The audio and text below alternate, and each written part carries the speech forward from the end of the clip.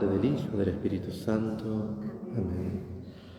Te pedimos, Señor Padre bueno, que nos acompañes durante esta meditación, que guiados por tu Santo Espíritu, gustemos de lo bueno y de lo recto.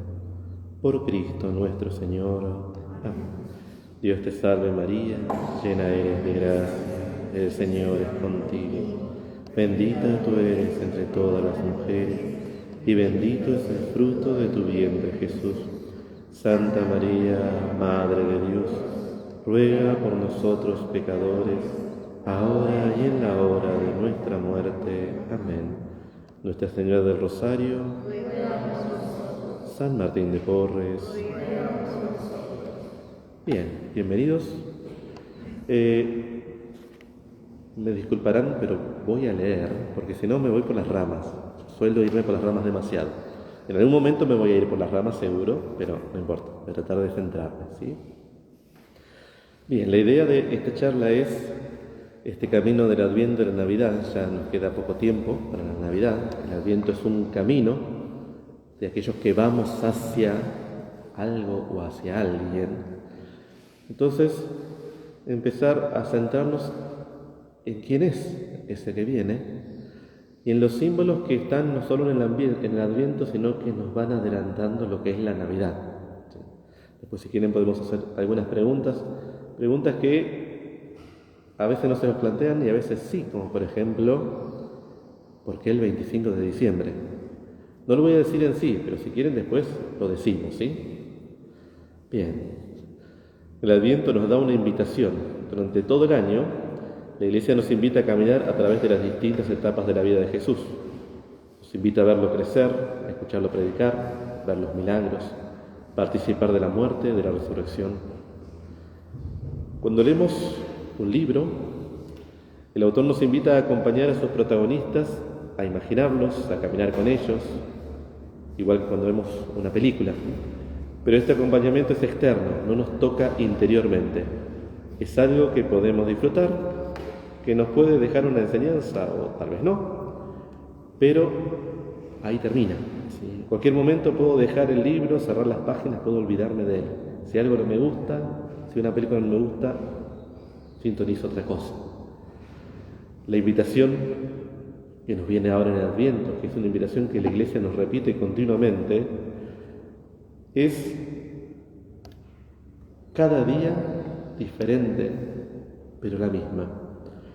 Cuando entramos en relación con el Señor, en la oración, toda la Iglesia sucede algo especial, algo único. Nos convertimos no en espectadores, sino en protagonistas de lo que está pasando.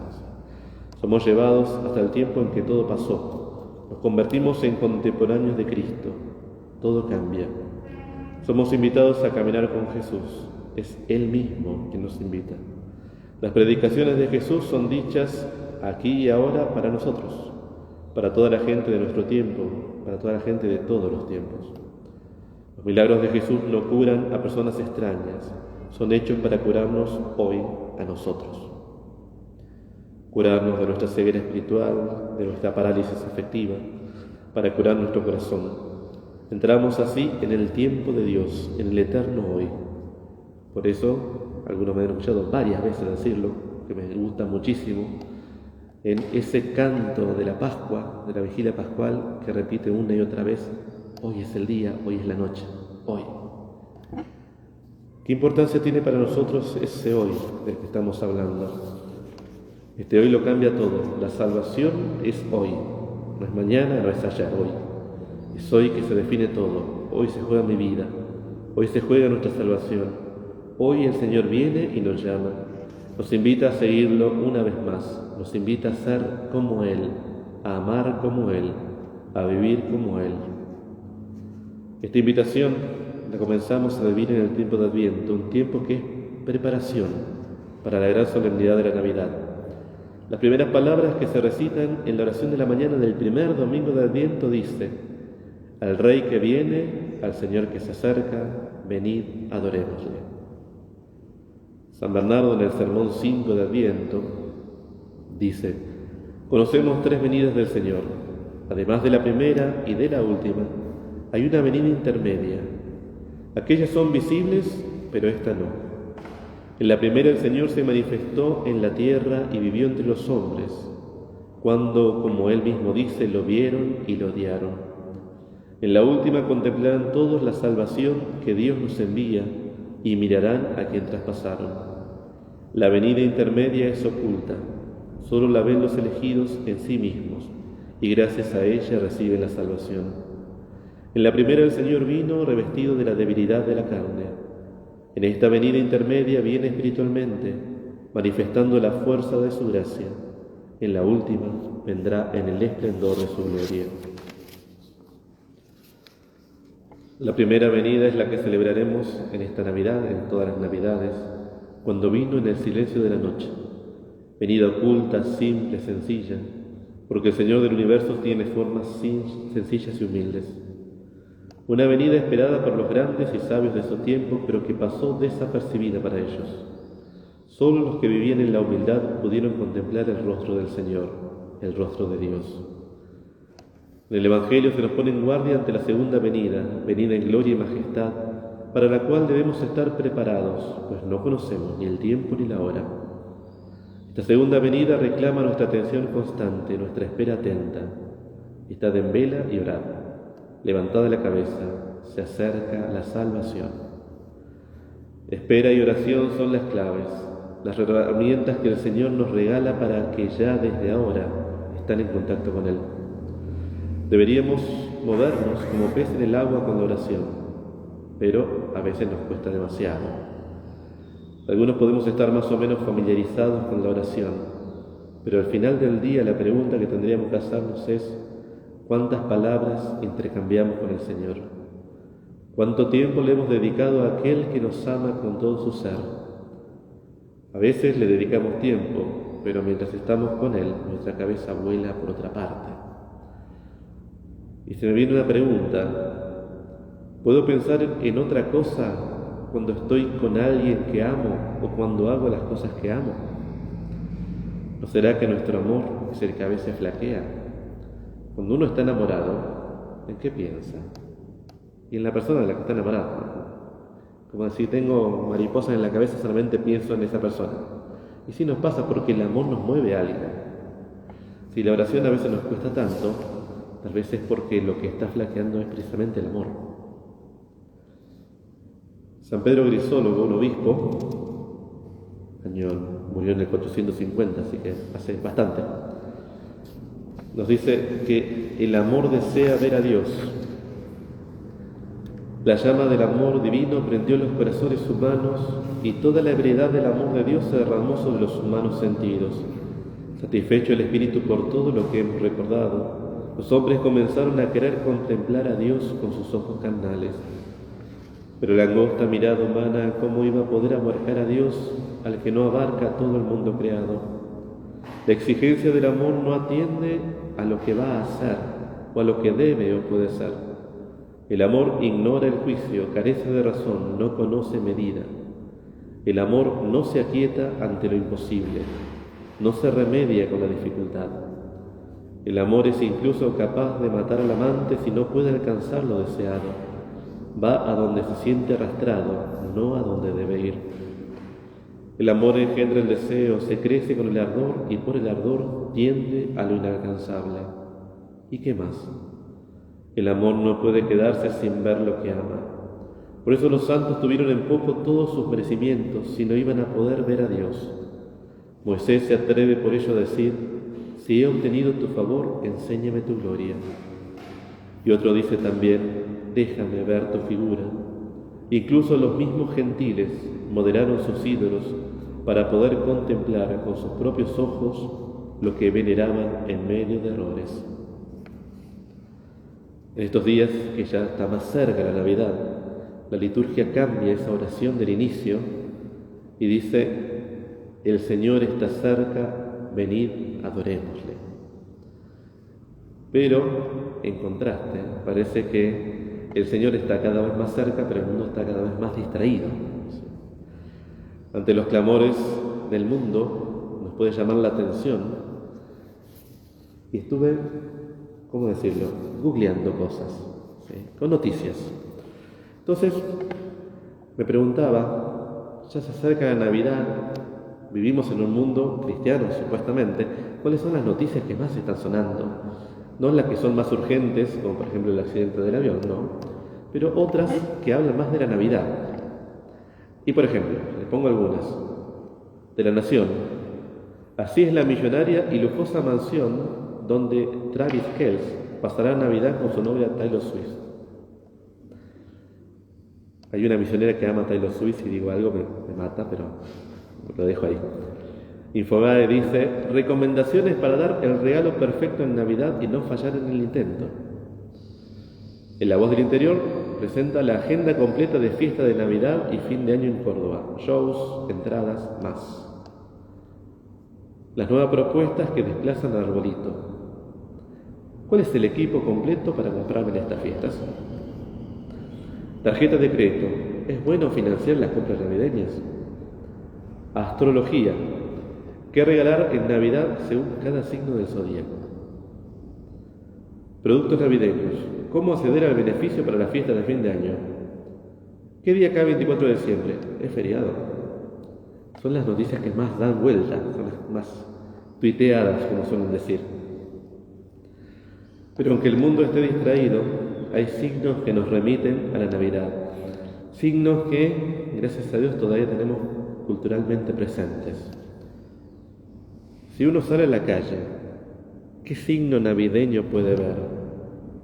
Que normalmente salimos a caminar y decimos, mira, se acerca la Navidad porque hay tal cosa. ¿Se le ocurre algo ahora? Las luces se van decorando con luces, ¿no? ¿Qué más? El Papá Noel, ¿sí? Ya hablaremos del Papá Noel. Los dulces, las cosas, nos vamos preparando, uno se nota que hay un ambiente de fiesta, ¿no? Pero es como que no se sabe qué es lo que vamos a festejar. Me estoy quedando sin micrófono. Saquemos directamente, tal se escucha. Y podemos decir que uno de los signos que más tenemos presentes en Navidad, sobre todo en casa, es el arbolito. Solemos preparar el arbolito, ¿no? Saben que hay dos formas de prepararlo. No la sabían esa. Uno que conocemos normalmente todos, que lo decoramos con todo, que le ponemos las bolitas, que le ponemos las luces, todo. Y otro que yo lo conocí en Buenos Aires con uno de nuestros hermanos frailes, que le encantaba preparar lo que él decía el árbol de Jesé. Que ese es el significado más profundo, ¿no? Y era un árbol totalmente desnudo, donde cada día del Adviento iba poniendo una frase de las profecías que nos anticipaban la venida del Mesías. Hasta que al final, el último día, el día de la Navidad, el árbol se lo decoraba completamente. ¿Sí? Y ahí te daba como esa pauta de que algo había cambiado. ¿Sí? El árbol de Navidad, si bien no aparece en la Escritura, si uno dice, bueno, en la Biblia, ¿dónde está el árbol de Navidad? No está. Es una costumbre posterior. ¿Sí? Se cree, que San Bonifacio, obispo y mártir, murió en el 754, evangelizó a los pueblos germanos. La historia dice que él vio a los bárbaros adorando a un roble que consideraban representación del dios Thor y que, como buen cristiano que hizo, taló el árbol y lo tumbó. Pero él lo cambió por otro. Les dio un árbol, un abeto, que es el árbol comúnmente que se usa en Navidad, porque tiene dos características. Una es esa forma de flecha hacia arriba, y la otra es que no tiene hoja caduca, es hoja perenne, entonces todo el año se mantiene verde.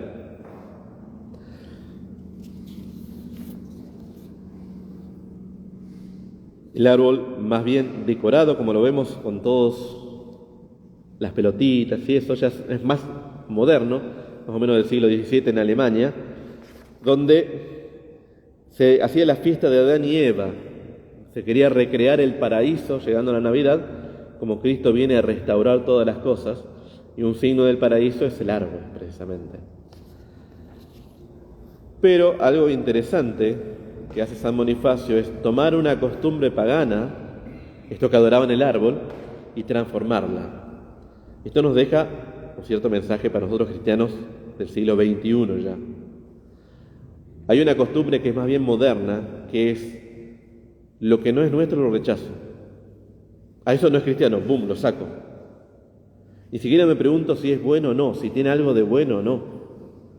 Los cristianos desde siempre tenían una costumbre, ¿hay algo bueno en esto? Sí, entonces lo uso a mi favor.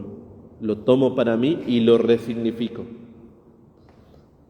De hecho, y me adelanto por si alguien pregunta por qué el 25 de diciembre, sepan que los cristianos no celebramos fechas, celebramos acontecimientos. Y bueno, tenemos que poner alguna fecha para los acontecimientos, pero en sí lo que se celebra es algo, no la fecha. Es distinto nosotros cuando celebramos el cumpleaños. Mi cumpleaños es el 2 de marzo, les voy avisando por las dudas. Falta poco ya. Pueden ir ahorrando para... Me gustan los sándwiches de miga, por las dudas. Sándwiches de miga. Nos juntamos todos. Pero nosotros celebramos fechas. Y a veces pensamos que la iglesia es exactamente igual. Y esperamos la fecha y nos olvidamos del acontecimiento. Bueno, la iglesia celebra el acontecimiento en fechas específicas, claro. Sí. Por eso la Pascua se mueve. Sí. Pero el 25 de diciembre tiene un significado más profundo. Pero el 25 nosotros celebramos siempre el nacimiento de Jesús. Ahora bien, el árbol de Navidad tiene ese sentido. Remite a ese árbol de Jesé, a esa promesa de ese árbol cortado, iba a salir un brote, iba a seguir reverdeciendo. Ese Mesías que viene, saben que estos días estamos cantando las antífonas unas antífonas que van nombrando títulos cristológicos, y uno de esos títulos es esa raíz del árbol de Jesé, ese árbol que vuelve a reverdecer, que está siempre verde y que nos señala al cielo. Por eso el árbol de Navidad es un signo navideño. Tenemos otro, que también lo dijeron, ¿no? El Papá Noel. Ya ahí entramos en un pequeño detalle no menor y podemos entrar en controversia, ¿sí? Yo tengo a mis sobrinos viendo por acá, así que les voy a decir que se alejen porque voy a tirar spoilers. Saben que, bueno, si lo referimos a lo más antiguo, el Papá Noel, el Santa Claus o el San Nicolás, sí, viene de San Nicolás, ¿sí? Vivió en el siglo IV, en lo que era Turquía, lo que ahora es Turquía, que tenía esa costumbre de visitar a los pobres y entrar escondido para que no sepan que era él y dejarles cosas. Por eso algo tiene que ver. Sobre todo en la Navidad, porque allí era invierno, hacía frío, no había comida, entonces se preocupaba mucho por la gente. Pero la figura propiamente del Papá Noel que tenemos ahora surge mucho después, ¿sí? Los holandeses, cuando llegaron a Nueva York en el siglo XVII, trajeron algunas costumbres, entre ellas esa fiesta de San Nicolás, que el escritor Washington Irving cambió el nombre por Santa Claus. San Nicolás, San Claus, Santa Claus, ¿sí? Que después la revista Harper's Weekly en el 1863 apareció representado con la apariencia que conocemos ahora, más gordo y con barba, y finalmente con el color rojo por la Coca-Cola. Tiene un sentido navideño, pero no es de la Navidad, ¿sí? Sobre todo porque la forma en como lo conocemos ahora está, podríamos decir, pensado, me voy a dar un spoiler de lo que yo mismo diré más adelante. ¿Por qué un niño pequeño, alguien tan débil, tan pequeño, tan tierno, es una amenaza para el mundo moderno? ¿Por qué van surgiendo figuras que intentan tapar al niño? Se los dejo como pregunta, ¿sí? Ahora bien, tenemos el signo, como vemos, las luces. Saben que aquella profecía antigua que decía, en el medio de un pueblo rodeado de oscuridad, la palabra se tira como un guerrero a salvar. Esa luz que es Dios que viene a nuestra oscuridad. Pues uno de los signos de la Navidad es la luz y también la estrella. Aquello que ilumina. ¿Cuándo necesitamos la luz? En la oscuridad. Si fuera de día y tuviéramos mucha luz, no la necesitamos. Por eso el reconocer que estamos en tinieblas nos invita a encender luces que nos recuerdan cuál es la luz verdadera. Pero el signo más patente, y que recemos porque no se pierda nunca, es el que tenemos aquí al costado, el pesebre. ¿Sí?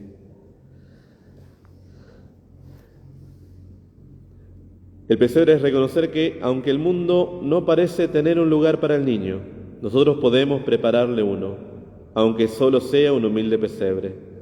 En el pesebre se ve la estrella, se la ve porque está en la oscuridad de la noche.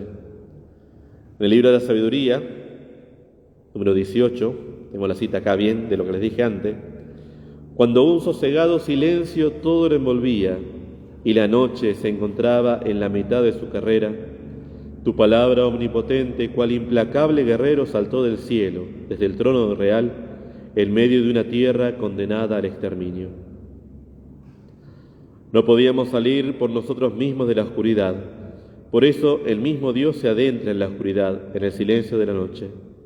Se adentra en la oscuridad y el silencio de nuestra propia humanidad, tomando nuestra forma más indefensa, un niño. Pero durante todo el Adviento, desde el momento que se prepara el pesebre está incompleto. Está a la espera. ¿Qué es lo que falta?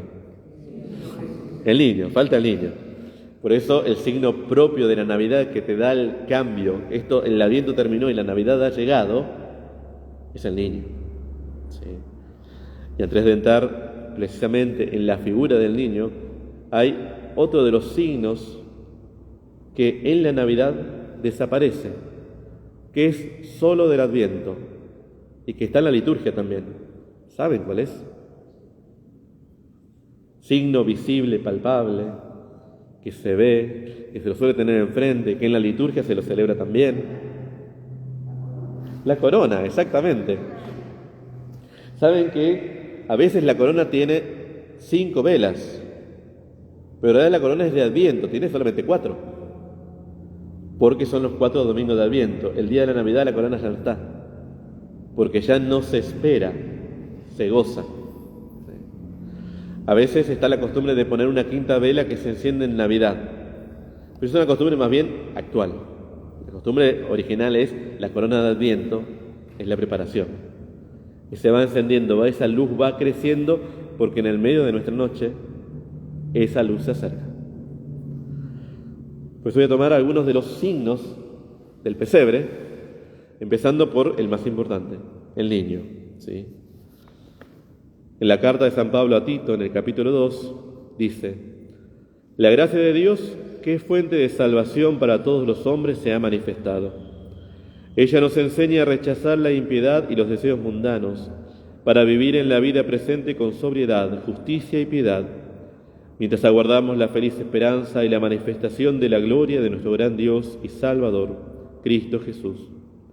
Él se entregó por nosotros, a fin de liberarnos de toda iniquidad, purificarnos y crear para sí un pueblo elegido y lleno de celo en la práctica del bien. Dios se ha manifestado, lo ha hecho como niño. Precisamente así se contrapone a toda la violencia del mundo y trae un mensaje que es paz. Isaías dice: un niño nos ha nacido, un hijo se nos ha dado. Lleva al hombro el principado y es su nombre: maravilla de consejero, Dios fuerte, Padre perpetuo, príncipe de la paz. Para dilatar el principado con una paz sin límites. Este texto de Isaías es el único texto en el Antiguo Testamento del que se dice que un niño, un ser humano precisamente, tendrá como nombre Dios fuerte, Padre para siempre. Nos encontramos ante una visión que va mucho más allá del momento histórico, hacia algo misterioso que pertenece a un futuro que en ese entonces era incierto, para nosotros ya no lo es. Un niño en toda su debilidad es Dios poderoso. Un niño en toda su indigencia y dependencia es Padre perpetuo. Y la paz será sin límites. El profeta se había referido antes a esto hablando de una luz grande. Y, a propósito de la paz venidera, había dicho que la vara del opresor, la bota que pisa con estrépito y la túnica empapada de sangre serían pasto del fuego. Otro de los signos del pesebre, viendo esa estrella, algo que ya entramos, y lo que trae el niño es ese contraste entre la paz y la luz, ¿sí? La lectura que tomamos de San Pablo comienza diciendo, en el texto latino usa la palabra aparuit, apareció, se manifestó, se mostró. Aparuit en ingracia Dei salutaris omnibus hominis, apareció. Antes los hombres habían hablado y creado imágenes humanas de Dios de muchas maneras. Dios mismo había hablado a los hombres de diferentes modos, pero ahora ha sucedido algo más. Él ha aparecido, se mostró. Ha salido de la luz inaccesible en la que habita. Él mismo ha venido entre nosotros. Para la iglesia antigua, esta era la gran alegría de la Navidad. Dios se muestra, se manifiesta. Ya no es solo una idea, algo que se ha de intuir a partir de palabras. Él aparece. Este aparecer corresponde a todo el deseo que recorre todo el Antiguo Testamento, el deseo de la humanidad de ver el rostro de Dios, ¿sí? Ese muéstranos tu rostro. Ante el niño que ha nacido, ante este príncipe de la paz, se congregan todas las naciones. El deseo del hombre se verá colmado ante un niño indefenso, deseo expresado en aquellos que se ponen en camino para encontrarlo. El ángel había dicho a los pastores, aquí tenéis la señal, encontraréis un niño envuelto en pañales y acostado en un pesebre. La señal de Dios, la señal que ha dado a todos los pastores y a nosotros, no es un milagro clamoroso. La señal de Dios es su misma humildad. La señal de Dios es que Él se hace pequeño, se convierte en un niño, se deja tocar y pide nuestro amor. ¿Cuánto desearíamos nosotros un signo diferente, impotente, imponente, irrefutable? Pero su señal nos invita a la fe y al amor, y por eso da esperanza. Dios es así. Él tiene el poder y es la bondad. Nos invita a ser semejantes a Él. Si nos hacemos semejantes a Dios, si nos dejamos marcar con esta señal, si aprendemos nosotros mismos la humildad y de este modo la verdadera grandeza, el Señor quiere darnos un corazón de carne. Cuando le vemos a Él, al Dios que se ha hecho niño, se abre el corazón. En la liturgia de Navidad, Dios viene a nosotros como hombre para que nosotros nos hagamos verdaderamente humanos. Orígenes dice, ¿para qué te serviría que Cristo haya venido hecho carne una vez, si Él no llega hasta tu alma? Oremos para que venga a nosotros cotidianamente y podamos decir, vivo yo, pero no soy yo, es Cristo quien vive en mí. El Papa Francisco, en la Navidad del 2020, ya hace bastante, o no tanto, decía, un hijo se nos ha dado. Quien tiene un niño pequeño sabe cuánto amor y paciencia se necesitan. Es necesario alimentarlo, atenderlo, limpiarlo, cuidar su fragilidad, sus necesidades, que con frecuencia son difíciles de comprender. Un niño nos hace sentir amados, pero también nos enseña a amar. Dios nació niño para alentarnos a cuidar de los demás. Su llanto tierno nos hace comprender lo inútiles que son nuestros muchos caprichos, y de esos tenemos tantos.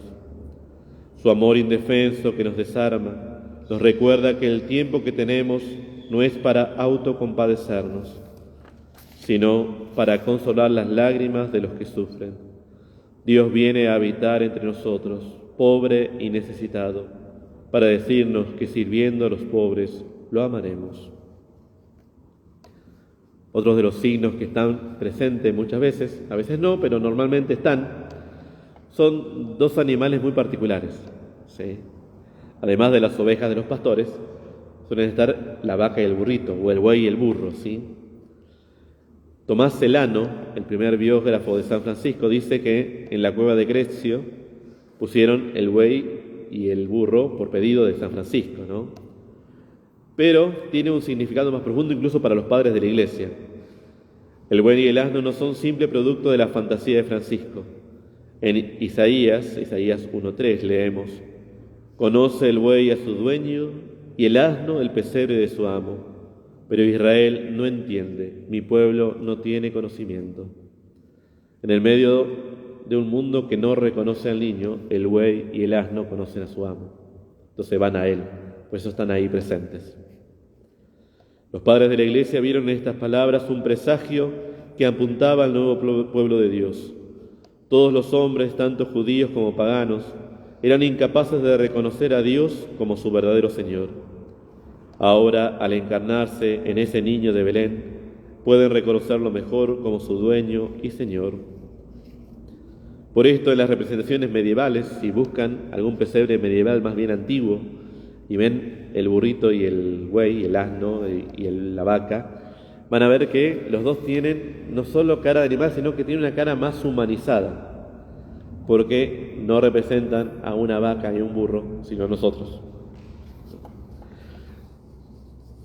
Otro de los que aparecen en el pesebre, si bien los vamos a celebrar especialmente más adelante, saben que nosotros celebramos a los reyes, pero otros países no los celebran.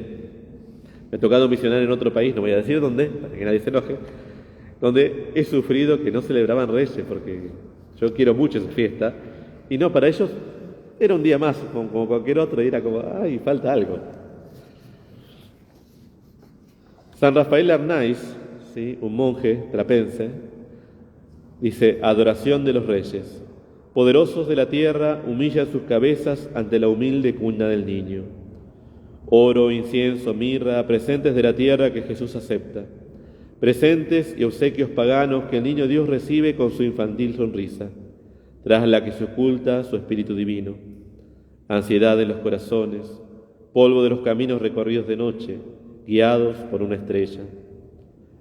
¿Dónde está aquel que ha nacido?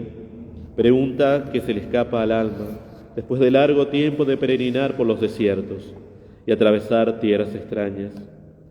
¿Dónde está aquel que ha nacido y cuya estrella hemos visto? Han pasado 20 siglos.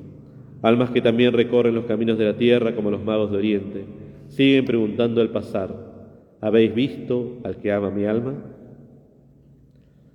Otros de los que aparecen también, que es un signo muy presente, que está siempre en la liturgia de la noche de Navidad, son los pastores, ¿sí? Benedicto XVI, en la misa de Nochebuena del año 2009, decía: antes que llegaran en medio de la noche aquellos sabios de Oriente, estaban los pastores. Algunos comentaristas hacen notar que los pastores, las almas sencillas, han sido los primeros en ir a ver a Jesús en el pesebre y han podido encontrar al Redentor del mundo. Los sabios de Oriente, los representantes de quienes tienen renombre y alcurnia, llegaron más tarde. Y los comentaristas siempre añaden que esto es del todo obvio. Los pastores estaban allí al lado, no tenían más que atravesar, como dice en el Evangelio de Lucas, como se atraviesa un corto trecho para ir donde un vecino.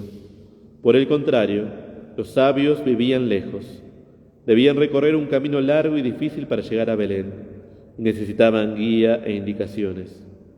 Pues bien, también hoy hay almas sencillas y humildes que viven muy cerca del Señor. Por decirlo así, son sus vecinos, y pueden ir a encontrarlo fácilmente. Pero la mayor parte de nosotros vive lejos del Señor, de aquel que se ha hecho hombre, de Dios que ha venido entre nosotros. No podríamos llegar a Él solo por nuestra cuenta. La senda supera nuestras fuerzas, pero Dios se ha bajado. Él viene a nuestro encuentro. Él ha hecho el tramo más largo del recorrido y ahora nos pide: venid a ver cuánto los amo. Venid a ver que yo estoy aquí. La Biblia latina dice: transeamos usque Betlehem, vayamos allá, vamos a Belén. Superémonos a nosotros mismos, hagámonos peregrinos hacia Dios, de diversos modos, estando interiormente siempre en camino hacia Él. Y viene la pregunta que le había hecho ya al principio: ¿por qué un niño indefenso parece tan peligroso al mundo moderno? La estrella de Belén es, incluso hoy, una estrella en la noche oscura. El misterio del mal nos sigue acechando y somos esclavos y víctimas del mismo. La venida de Cristo parece aparentemente no haber cambiado nada. Es más, su nacimiento fue tan amenazante al poder reinante que provocó inmediatamente la muerte de muchos inocentes. Y hoy en día, ¿qué podemos decir nosotros de la realidad del mundo? De la realidad más cercana de nuestras familias, incluso de nuestros hogares. ¿Ha servido la venida de Cristo? Es ahora cuando decididamente emerge el auténtico significado de lo que es la Navidad. Cristo ha venido para unirse a nosotros, para que toda la humanidad sea una en Dios, pero el camino es el de cumplir con la voluntad del Padre. Dios se hizo hijo del hombre para que todos los hombres llegaran a ser hijos de Dios.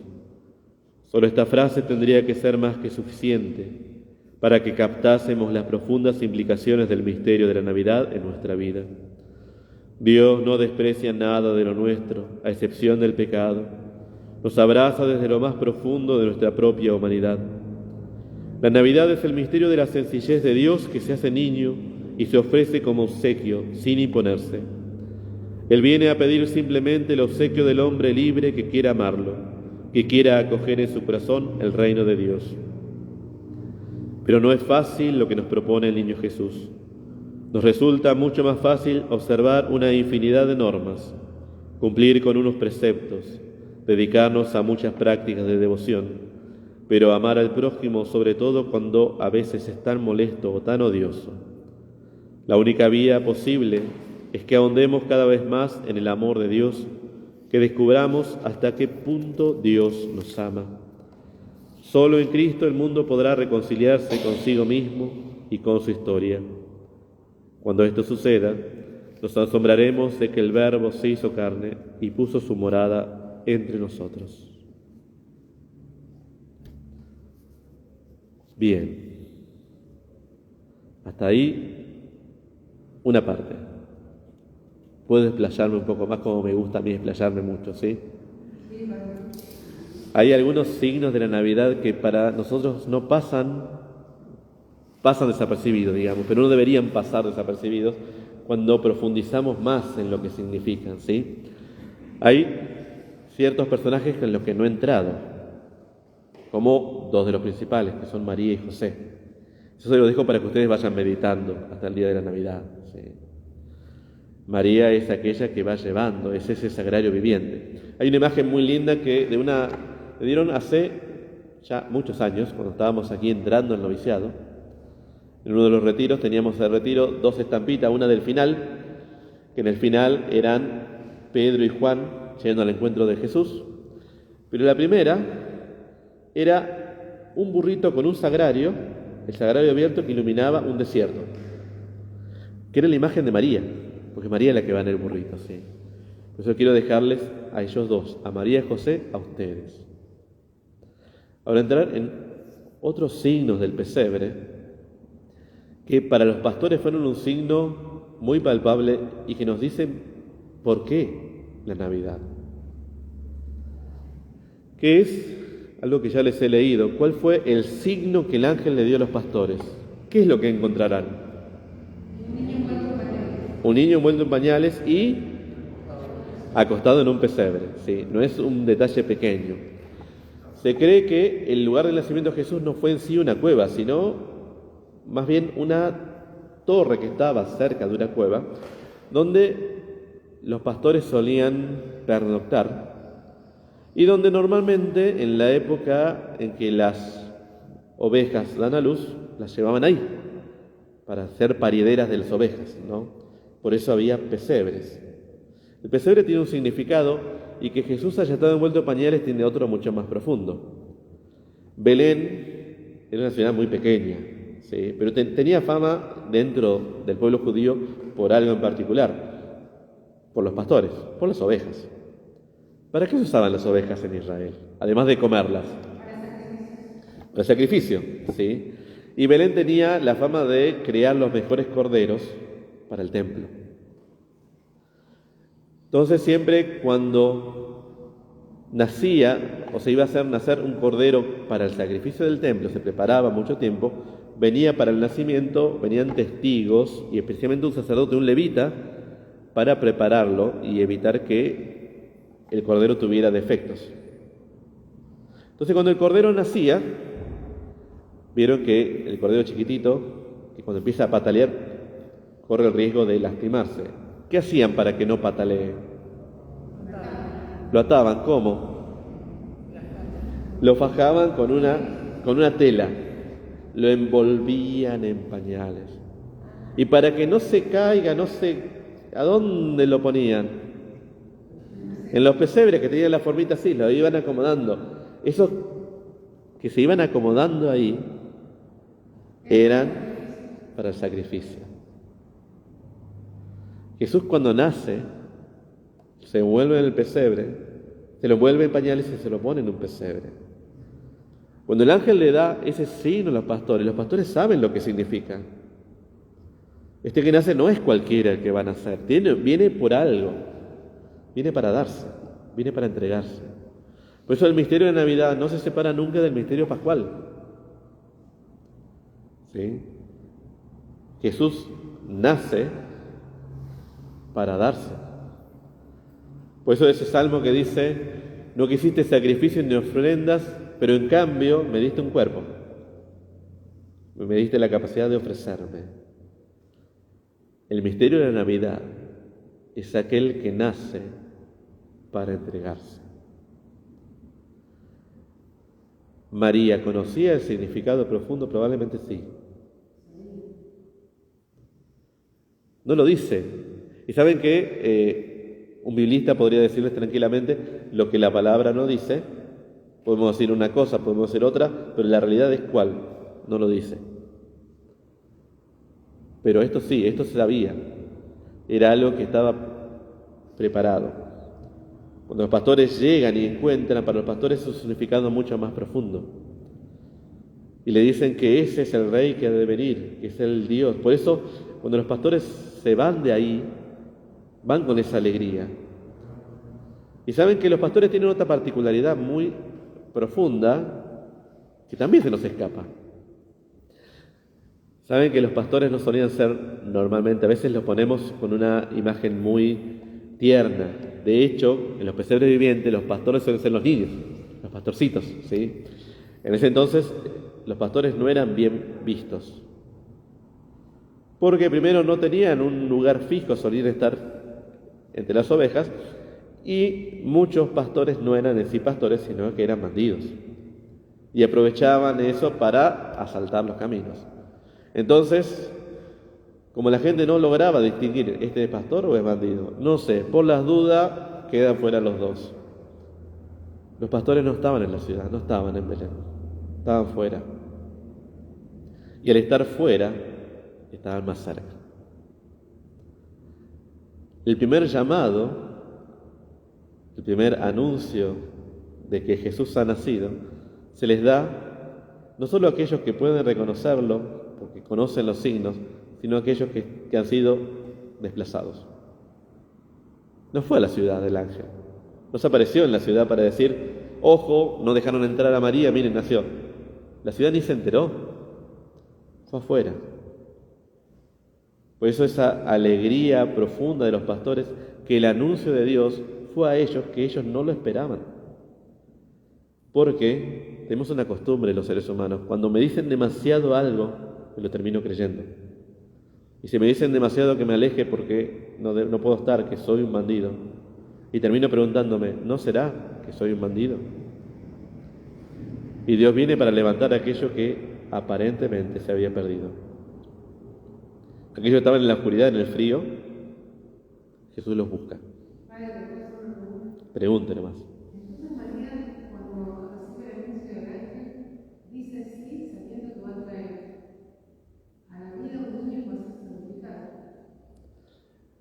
No va a traer la vida a un niño que va a ser sacrificado, sino van a traer a la vida a Dios que viene a entregarse. El significado es distinto. Porque, y esto está muy presente en Jesús cuando se entrega, nadie me quita la vida, soy yo el que la entrego. María no comprende el significado completo desde el principio, y ahí está la clave de cómo debemos meditar en María. No es que el ángel le dice, mira, tenés todo el plan este es todo el plan completo. El ángel le anuncia que van a ser el Mesías y nada más. Y ahí está la clave. María es feliz. ¿Vieron cuando va a visitar a su prima Santa Isabel? Isabel le dice, feliz de ti porque has creído lo que te ha dicho el Señor, has tenido fe. ¿Qué implica eso?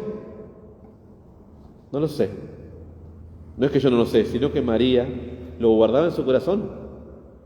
De hecho, cuando hacen la presentación de Jesús en el templo, se le hace una profecía a María.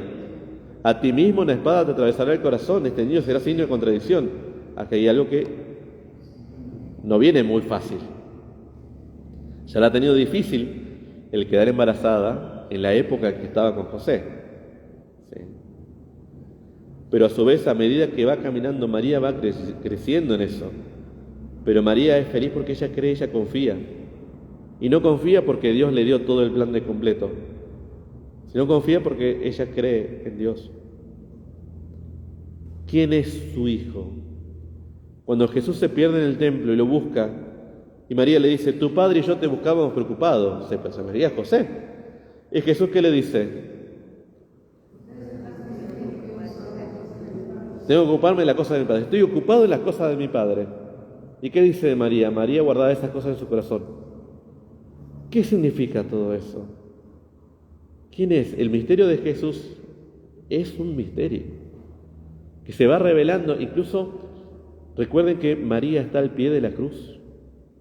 María sabe que Jesús podría bajarse en cualquier momento y aún así se queda. Comprender ese misterio, el amor que se entrega. Porque una madre, ¿cómo una madre soporta ver a su hijo morir? Y cómo saben que el amor es más grande cuanto más puro es. ¿Qué amor más puro que el de la Virgen? Y cuando el amor es más grande, el dolor de la pérdida es más fuerte. ¿Cuánto fue ese dolor? ¿Cuánto habrá sido el dolor de la Virgen al saber, igual que el de San José, que el niño viene y que no hay lugar?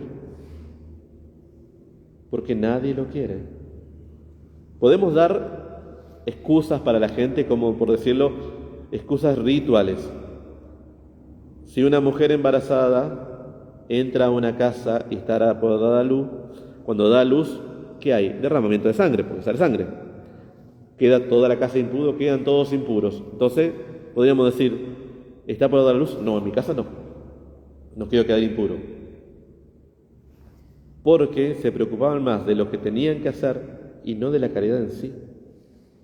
¿Quién deja a una mujer que está por dar a luz afuera en el invierno? No tiene lugar. Ah, no, pero en mi casa no. Y podemos decir, hay que ser muy duro de corazón para hacerlo.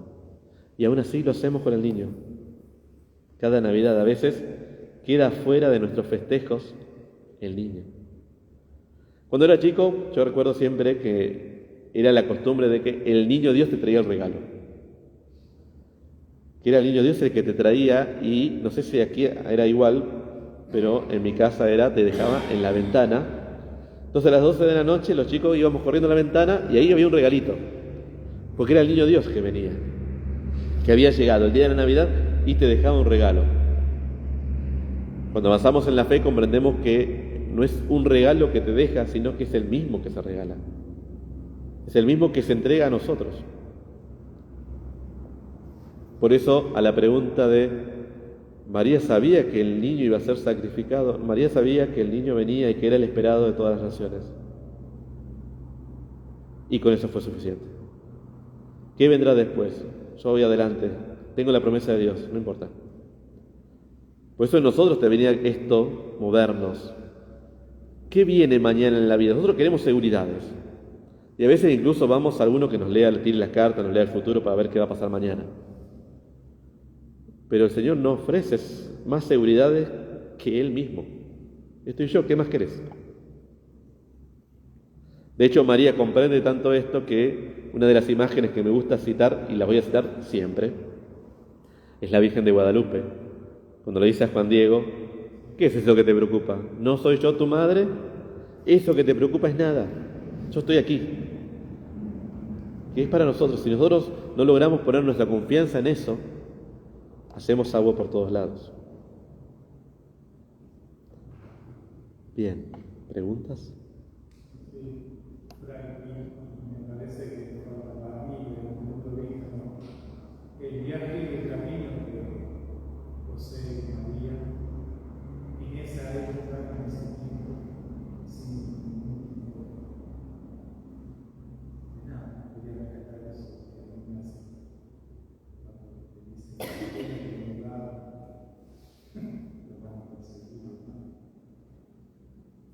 Algo interesante cuando meditamos en la figura de José, cuando uno contempla a José y que él da ese sí también, que él espera ese sí que el ángel le da en sueños, que hace unos días atrás yo decía, José es el que escucha la voluntad de Dios incluso estando durmiendo, ¿sí? De hecho, uno de mis hermanos, que sabe que yo soy muy devoto de San José, me regaló una imagen muy linda de San José dormido. Es muy bonita, ¿sí? Podemos contemplar a José que él, sabiendo que el niño viene, debe haber preparado todo. Voy a usar una frase más tranquila, roto el lomo, por decirlo así, para que todo esté preparado para el niño. Pero surge ese censo y lo hace dejar donde estaba y encaminarse hacia allí. Es cierto que la profecía dice que Jesús, ¿dónde nace? En Belén. Y tú, Belén de Judá, ciertamente no eres la menor entre todas las ciudades, porque en ti nacerá un príncipe que apacentará a mi pueblo Israel. Ya estaba predicho. De hecho, cuando después pregunten los fariseos, los escribas, ¿dónde tiene que nacer? Es en Belén, no en otro lado. Este viene de otro lado, no es de Belén. Entonces, ese José que se pone en camino, cerrando la puerta de su casa y haciendo, podemos decir, algo fuera del tiempo, trayendo más a nuestra época. Yo imagino a José cerrando la puerta con llave porque voy a volver en unos días. No había llaves en esa época, obviamente. Pero no puede volver en unos días. Tardan años para poder volver.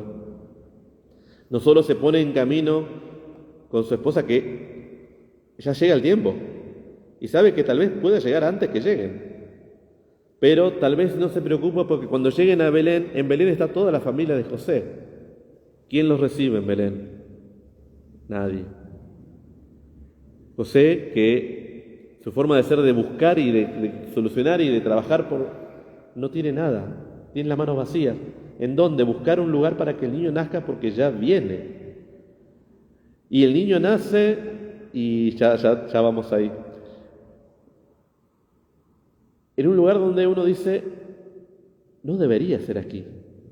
Imagínense ese sentimiento que hayan tenido los dos, que incluso después de nacer no encuentran un lugar para quedarse y que el ángel le dice, váyanse de acá porque lo van a perseguir.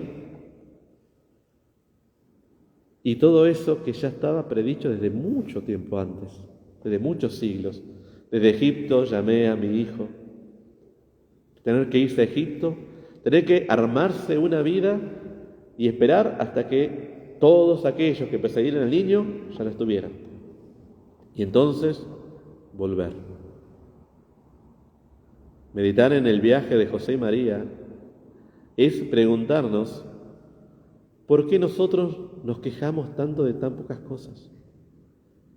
¿Ellos cómo pudieron hacer todo ese viaje, sortear todo eso, vivir todo eso? Porque en ellos hay una constante, una seguridad, una confianza en alguien. Dios está presente. No sé qué va a venir, pero vamos. Hay una pregunta ya.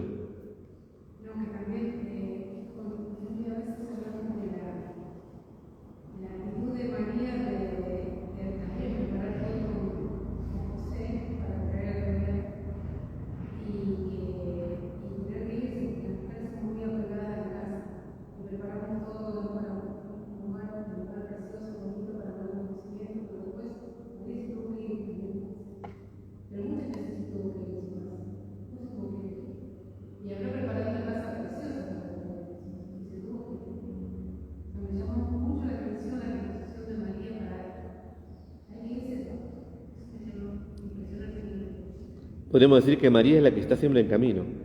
Si hay que salir, salimos. Pero cuando estoy, preparo todo lo mejor. Preparar todo, darlo todo hoy y tal vez mañana tenga que salir, ponerme en camino. Y bueno, salgo y me pongo en camino. Y a nosotros nos cuesta mucho desprendernos de cosas pequeñas a veces. Por eso el volver la Navidad nos vuelve a traer esto. Primero, Dios rompe los esquemas. No solo porque al esperar lo grandioso, todopoderoso, que lo es, se viene con un niño pequeño, que incluso es débil, incluso tiene que tener cuidado, lo tenés que cuidar, lo tenés que acompañar, le tenés que cambiar los pañales. Además, incluso se ve con María y con José. Todos los esquemas, lo preparo todo, sí, pero Dios te está llamando para ponerte en camino en otro lado. Y cuando estoy ahí y digo, bueno, ya parece que funcionó, conseguimos un lugar, pudo nacer, ya estamos bien, no, tenés que volver a ponerte en camino, vamos de nuevo, ¿sí? ¿Sabés qué me parece a mí que pasa? Que tanto José como María tenían una confianza tan absoluta en la decisión de Dios. Así lo quieren hacer. Es que podríamos preguntarnos, el Padre Celestial, que es todo amor, que es todo misericordia, Él también preparó lo mejor para su Hijo. Y lo mejor no fue el lugar, fueron dos personas. ¿Sí? Como decían, Dios miró al mundo y no vio a nadie mejor. Eran ellos. Era ese el momento. Pero en ellos está esto. No eran en ese entonces como los conocemos ahora, eran humanos como nosotros. A veces podemos cometer el error de, claro, eran la Virgen María y San José. Sí, pero eran como nosotros, eran humanos. Claro, eran más humanos de lo que nosotros solemos ser. Por eso los padres de la iglesia dicen que Dios se hace hombre, se hace ser humano, para enseñarnos a nosotros cómo es ser hombre, cómo es ser humanos. ¿Sí? Y para que incluso aquello que nosotros solemos rechazar de nosotros mismos, Él lo toma. Toma todo lo nuestro menos el pecado, porque el pecado propiamente no era parte de nuestra naturaleza. Todo el sueño de Dios, Jesús lo toma y lo eleva, lo redime. Por eso no hay acción humana que tengamos que no tenga cabida a Dios. A veces pensamos que Dios está presente solamente cuando rezamos. Cuando rezamos está presente, sí, pero siempre. Y el desafío es que cada acción la podamos convertir en oración. Pues cada acción puede ser convertida en oración. Y cada acción, por pequeña que sea, unida al sacrificio de Cristo, tiene valor eterno. Pero ahí está la clave. Y la clave por qué también, que ya lo dije antes, por qué Jesús se hace niño. Porque no se impone, invita. ¿Me quieres amar? Aquí estoy, yo te amo. Lo dejo todo, me hago todo por vos, si quieres. Ese gran misterio de Dios siendo todopoderoso que no se impone. Nosotros creemos que el poder hay que imponerlo, y a veces los que tienen poder lo imponen. Por eso en la profecía dice esa bota que aplasta. El poder busca aplastar muchas veces. El poder de Dios no lo impone, se muestra. Pero no se muestra como poder, se muestra como un niño pequeño. Y llama la atención de que ese niño pequeño sea tan amenazante para muchos. Eso entonces lo fue. Cuando Herodes se entera, un niño, un rey, no, desastre. Y sigue pasando. Hablar del niño parece como que todo tiembla. Porque el niño sigue siendo el símbolo de Dios. Por eso el demonio odia particularmente a los niños. Una pregunta que hago. Jesús le pregunto, el tiempo que tuvo José para aceptar lo de María, ¿fue el tiempo que María fue a visitar a su prima Isabel? Porque él no fue con ella, fue sola. Es una muy buena pregunta, sí. Pero probablemente no haya sido ese tiempo. Por decir, haya sido muy poco tiempo.